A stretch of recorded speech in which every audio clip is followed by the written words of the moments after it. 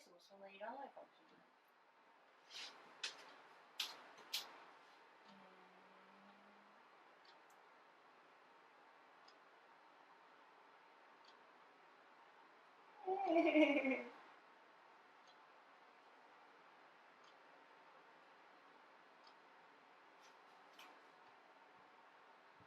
私耳ちっちゃいんですよ。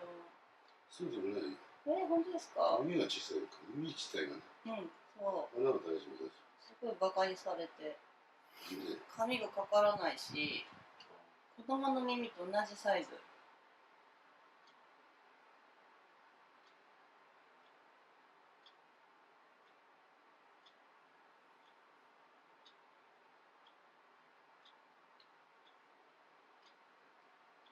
僕の仕事をしてた、それが結婚してたけどさ、はい。その彼女に教えて、今やってる。耳剃りをね。親父ができる。これ持って。代々床屋さんなんだ。いや、そうだよ。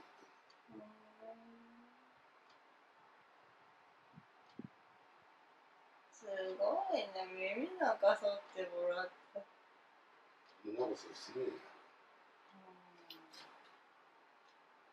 ジンボさん剃ってやるって。あ、ジンボさんです。ジンボ。すごいわ。ジンボってな。そうそう。神様の保つさん。友達いるんだけどさ。はい。75歳。へえ。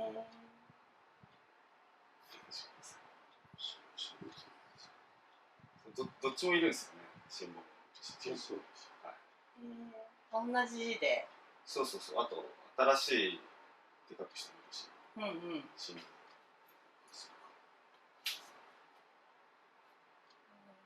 気持ちがいいな。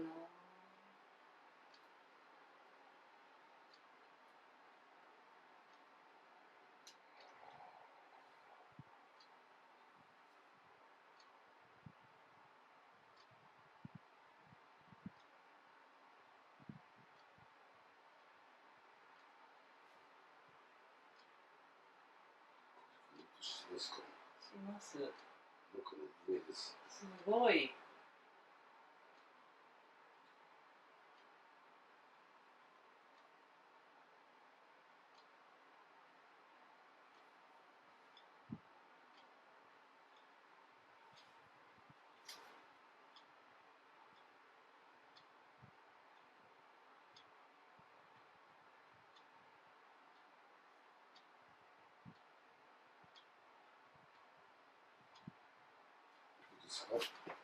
うん。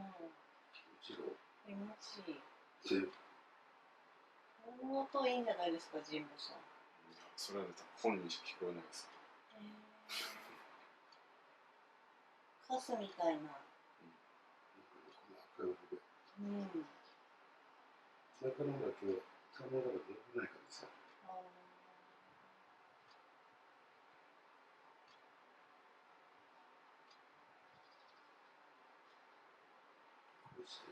どうしたら、もう一つがついてる。減らして取る。減らして。これして。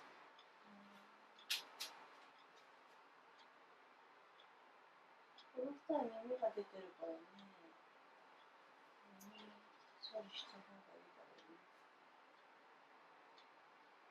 私は、怪我したりしたら、保険者から許可出なかったね。耳の。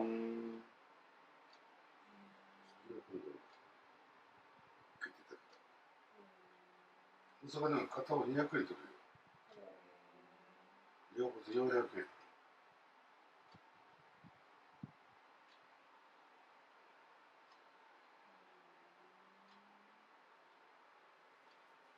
お店で誰に習ったかも、そこで。中国人で。中国はやるんだ。その人はね、海だけで勝負した。これが1200円の時に海だけで500円だったかな。楽だってね。